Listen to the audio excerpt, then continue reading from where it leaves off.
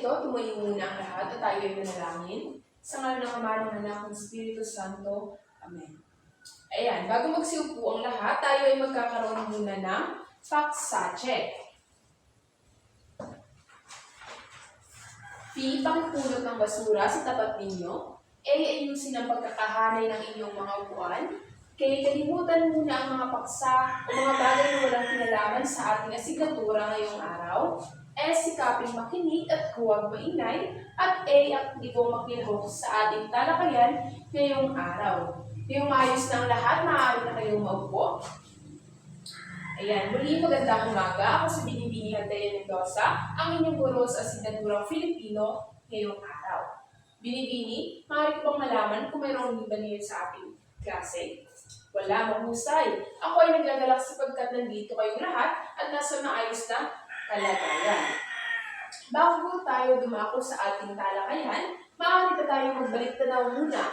Ginoong Borja, maaari bang ilahad sa amin kung ano ang tatandaan mo na naging paksa natin noong nakaraang talakayan?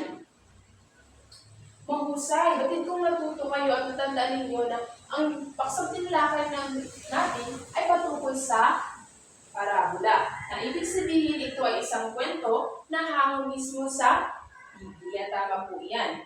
Ngayon, bago tayo dumako sa panibagong aralin, tayo ay magkakaroon muna ng isang activity. Isang paunang gawain na kung saan dito sa aking mini zoo, mayroon ito mga larawan ng mga hayop. Magbubunot ako ng bawat hayop at huhulaan ninyo kung ano ang hayop na pabubunot ko. Kung tama ang sagot ninyo, ibibigay rin ninyo kung ano ang mga katangian ng hayop na ito at bawat tamang sagot ay magkakaroon kayo ng karagdagang puntos. Handa na ba ang lahat? Kaya simulan na natin. Ayan, mahusay. Batid kung mayroon na kayong alam sa iba't ibang uri ng hayop. Sino sa inyo may mga alagang hayop? Kung kayo ay bata pa or kahit ngayon, nasa kasalukuyang edad niyo. Marami sa inyo, di ba? So, batid kong mas mauunawaan ninyo ang magiging talakayan natin sapagkat maalam na kayo sa iba't ibang uri ng hayop. Sa inyong palagay, sa ibinigay kong isang paunang activity as mga katanungan ko kanina, ano kaya sa tingin niyo ang magiging paksa natin ngayong araw? Sige po, Ginoong Reyes. Ayan, mahusay. Magaling ka mampula. Tama po iyon. Ang paksa natin ngayong araw ay patungkol naman sa pabula. Ngunit bago natin simulan ang panibagong aralin, maaari po bang pakibasa muna ng ating layunin. Yan.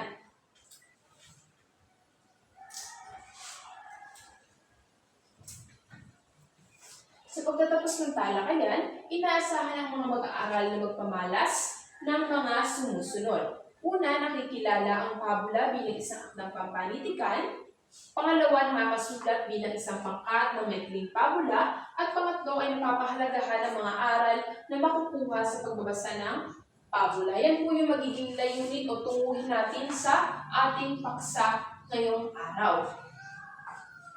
Ngayon, simulan na natin ang ating talakayan, ang formal na talakayan natin.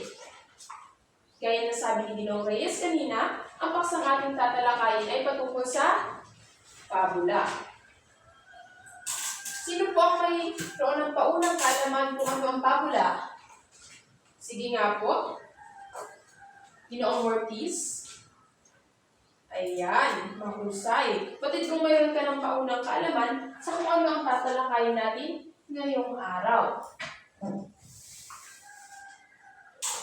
Kapag sinabi natin pabula, ito ay isang halimbawa ng akdang pampanitikan. Kapag sinabi natin pabula, ito ay katumbas o kasing kahulugan ng salitang Griegong mozus na ang ibig sabihin sa Ingles ay myth na nagsimula sa tradisyong pasalita at nagpasalin-salin sa iba't ibang henerasyon. Ibig sabihin, simula pa noon ay mayroon talaga tayong pabula. Ito ay galing sa ating mga ninuno na kung saan, bagamat wala pa nga noong mga naisatitik na mga pabula dahil wala naman noong pansulat pa, ngayon ay isinalin sa atin ang mga pabulang ito sa pamamagitan ng pasalindila na kung saan ikinuwento ng ikinuwento hanggang sa nakarating sa ating henerasyon ngayon. Sino po sa inyo nakakakilala kung sino ang ama ng pabula? Sige po, Binibining Mansilla. Tama po. Ang ating tinataguriang ama ng pabula ay si Aesop. Siya ang tinaguriang ama ng pabula at isinilang ang pabula ni Aesop na gumamit ng mga hayop na nagsasalitang parang mga tao pinapangunahing tauhan sa kwento. Siya ay nakalikha ng higit 200 pabula. So, marami talagang naimbag na mga pabula noon pa man sa panahon ni Aesop. Siya ang nagpakilala ng pabula na kung saan ito ay ginagamitan ng mga hayop bilang pangunahing tauhan na gumaganap na parang mga tao. Ang pabula ay luganap sa iba't ibang bansa. Laganap na din ito bago pa man dumating ang mga mananakop. So, ibig sabihin, hindi lang pala sa Pilipinas mayroong pabula. Pumunta ka sa iba't ibang bansa, may makikita na mababasa kang mga pabula. At sabi dito, bago pa man tayo sa kupi ng iba't ibang bansa noon, ay mayroon talaga tayong pabula. Ito ay kwento nagtuturo ng kagandahang asal at mabubuting pamumuhay. Ginagamit dito ang iba't ibang katangian ng tao tulad ng matapang, matalino, toso at iba pa. Gaya ng sabi ko kanina, ang mga hayop dito sa pabula ay parang mga tao na nakapagsasalita. Kaya naman ginamitan din ito ng mga katangian ng tao upang mas malinaw na makapagbigay ng aral. Nandito yung katangian ng taong positibo at negatibo. Halimbawa yung pagiging matapang, matalino, toso. Kaya ito ay nakapagbibigay sa atin ng aral sapagkat tinuturuan tayo na malaman kung ano yung mga ugali or mga katangian ng tao na dapat nating tularan at mga katangian din naman ng tao na dapat hindi natin dapat na tularan. Malinaw na po ba kung ano sa inyo ang pabula? Sige nga po, Binibining Navales, sa iyong sariling salita, ano ang pagkakaunawa mo sa pabula? Mahusay! Bakit kung natuto ka talaga sa naging talakayan natin ngayong araw? Ngayon naman, sino naman sa inyo ang makapagbibigay ng iba pang halimbawa ng pabula? Sige po, Binibining Camallia. Ang leon at ang daga. Sino pa po? Kinokopia. Tama din po iyan. Ang tipaklong at ang kuneho. Ano pa po? Meron pa ba? Sige po, Binibining ay Concho. Tama po. Ang leon at ang daga. Mahusay. Batid kung ano kayong mga nabasang mga pabula noon, kaya naunawaan ninyo ito ngayon. So, ngayon, upang lubusan pa ninyong maunawaan, ang talakayan natin, ako ay mayroong inihandang isang panoorin na kung saan manunood kayo ng isang halimbawa ng pabula na may pamagat na bakit laging nag-aaway ang pusa, aso, at daga. Handa na ba ang lahat? Ayan, magpakiayos po ng upo, huwag maingay at makinig lamang. Naunawaan po ba ninyo ang inyong napanood na pabula? Ayan, sige, kung naunawaan nga, Binibining Mendoza, maaari mo bang isalaysay sa amin kung ano yung nangyari sa kwento sa pabulang inyong napanood? Magaling! Ngayon naman, sino naman sa inyo makapaglalarawan ng mga tauhan, mga hayop na naging pangunahing tauhan sa pabulang inyong napanood? Sino po? Sige po, Binibining Cordero. Tama po iyon. Ngayon, bilang huling katanungan, sino naman sa inyo ang makapagbibigay kung ano yung aral na napulot ninyo sa napanood ninyo? Ginoong Tuzola? Mahusay. Batid kung natututo kayo sa napanood ninyo, nakinig talaga kayo at naunawaan ninyo kung ano yung pinanood ninyo, halimbawa ng pabula. Naunawaan po ba ninyo ang ating talakayan ngayong araw? Ayan. Sino po ang may katanungan, may klarifikasyon, may mga karagdagan pa?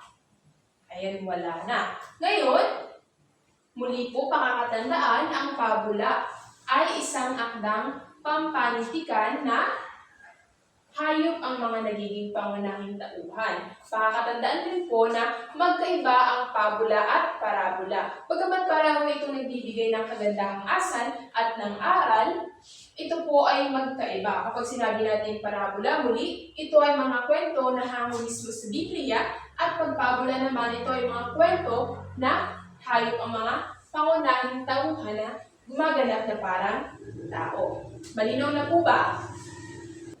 At dahil tapos na tayo sa ating talakayan, tayo ay magkakaroon ng isang pangkatang gawain na tatawagin natin Kami May Pabula. Makinig po sa panuto, kayo ay hahatiin ko sa 5 grupo. At buhay sa mga grupong mabubuo, kayo ay bubuo ng ideya mula sa bawat miyembro ng grupo ninyo na kung saan makadilikha kayo ng isang maikling pabula. Ngunit, pipili kayo ng isang leader sa grupo ninyo at bawat leader ng bawat pangkat ay pupunta dito sa harapan. Ang magiging tauhan sa inyong pabulang gagawin ay buhat sa kung anong mga hayop ang mabubunot ninyo dito sa ating mini zoo. Ibig sabihin, bawat leader sa bawat pangkat ay bubunot ng 5 hayop dito sa ating mini zoo, at kung ano ang mabunot ninyo, iyon ang magiging pangunahing tauhan sa inyong gagawing maikling pabula. Naunawaan po ba ng lahat? Ayan.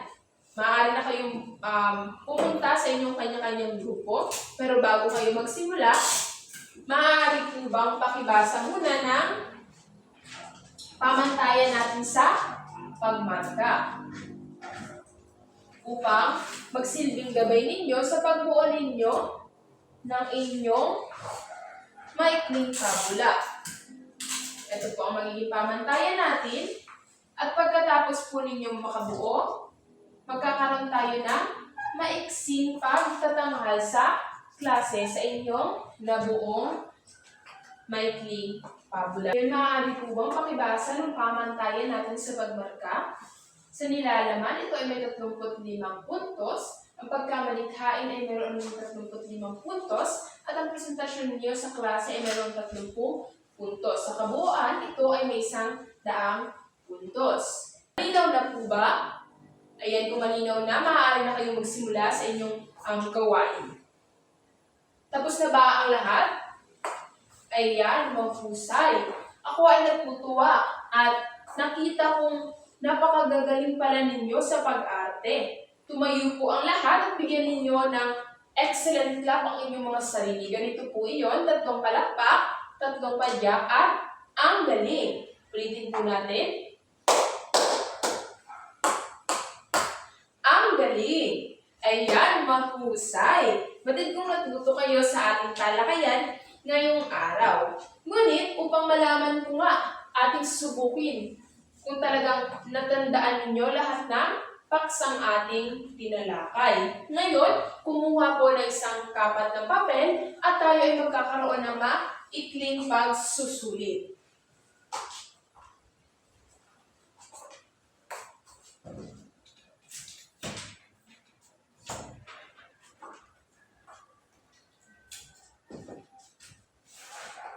Handa na ba ang lahat sa ating pagsusulit? Huwag pong maingay, huwag titingin sa papel ng inyong katabi. Ngayon, dahil tapos na tayo sa ating pagsusulit, maaari na po pakipasa ng inyong mga papel. Ayan. Ako ay natutuwa sapagkat marami sa inyo ang nakakuha ng mataas na marka sa ating pagsusulit ngayong araw. Batid kong natuto talaga kayo. Para naman sa inyong takdang aralin, gamit ang inyong gadget, internet, o mga lumang aklat, kayo ay magsasaliksik ng iba't ibang uri or iba't ibang kwento pa ng pabula, kung saan isasalay sa inyo ito sa harap ng klase sa susunod nating pagkikita. At pakakatandaan din po kung ano yung mga aral na mapulot ninyo sa bawat pabulang inyong mababasa. Malinaw po ba? Ayan. Sinong may katanungan, karagdagan o mga klarifikasyon? Wala na. Ngayon, bago tayo magsiuwi, tumayo muna muli ang lahat para sa panalangin. Sa ngalan ng Ama, ng Anak, ng Espiritu Santo. Amen. Ayan, maraming salamat sa aktibong kooperasyon at partisipasyon sa klase. Paalam, mag-ingat sa pag-uwi.